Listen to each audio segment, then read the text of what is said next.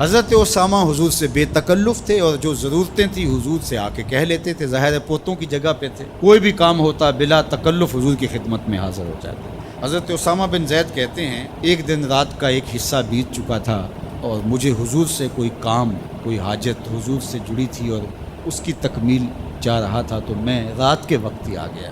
ظاہر ہے کہیں جانا ہو تو بندہ سوچتا ہے، لیکن جہاں اتنی بے تکلفی ہو وہاں کہتا ہے چلو میں چلا جاتا ہوں، تو وہ حضور کی خدمت میں حاضر ہو گیا۔ تو آقا کریم تشریف لے آئے۔ اللہ اکبر۔ حضور علیہ السلام نے ایسے ہی چادر لپیٹی تھی اور حضور کے اطراف میں ابھار تھے، لیکن مجھے نہیں پتا تھا کہ اندر کیا ہے، تو میں نے حضور سے حاجت کہی، حضور نے میری حاجت پوری کر۔ فلما فرغت من حاجتی، جب میں اپنی حاجت سے فارغ ہو گیا، جو میرا کام تھا وہ ہو گیا، تو پھر میں نے یہ سوال کر ہی لیا۔ قلت ما ھذا الذی انت مشتمل علیہ، میں نے کہا حضور یہ کیا ہے جس کے اوپر آپ نے چادر ڈال کر ڈھانپا ہوا ہے؟ فکشف، تو حضور نے کچھ بتانے کی بجائے چادر ہی کھول دی۔ جب چادر کھلی تو منظر صاف تھا۔ میں نے کیا دیکھا سنو، حضرت اسامہ بن زید بن حارثہ بیان کرتے ہیں فائز الحسن والحسین علی ورقہ، ایک پہلو سے امام حسن چمٹے تھے اور ایک جانب امام حسین چمٹے ہوئے، دونوں نے حضور کے پہلوؤں سے جفی لگائی ہوئی تھی، حضور علیہ السلام کے کشہین سے، حضور کے پہلوؤں سے لپٹے ہوئے تھے۔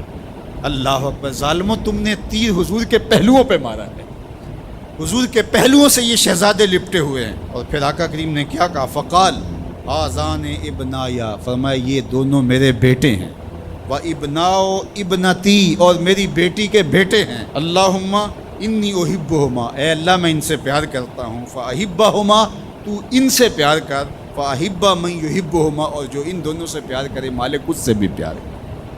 اللہ اکبر۔ حذیفہ بن یمان اپنی ماں کی مغفرت کا سوال لیے حضور کے پاس حاضر ہوئے تھے، اور آقا کریم نے ان کو یہ خبر بھی دی، حذیفہ سنو یہ فرشتہ میرے سامنے حاضر ہے اور یہ میری فاطمہ اور میرے حسن حسین کے لیے جنتیوں کی سرداری کا مجدہ جاں فضا لے کر آئے ہیں، پیغام لے کر آئے ہیں، بشارت لے کر آئے ہیں۔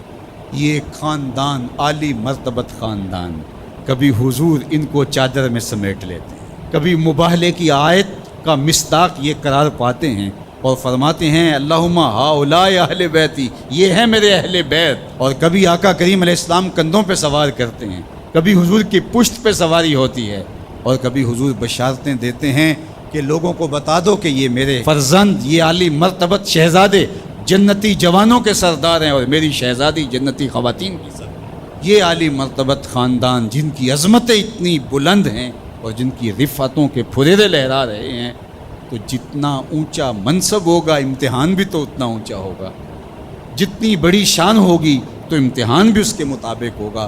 پھر 10 محرم کو جو امتحان ان شہزادوں نے دیا اور ثابت کیا کہ ہم سرداران جو جنت ہیں وہ ایسے ہی نہیں بن گئے، کیسے کڑے امتحان سے گزر کر کے ہم اس مرتبہ رفیع کے اپنے آپ کو حقدار بتا رہے ہیں۔ کوئی یہ نہ کہے کہ پیغمبر نے اپنے نواسے جان کے ایسے ہی بشارت دے دی تھی اور یہ عظمت ان کو حاصل ہو گئی تھی، ورنہ ان کے اندر کیا رکھا تھا۔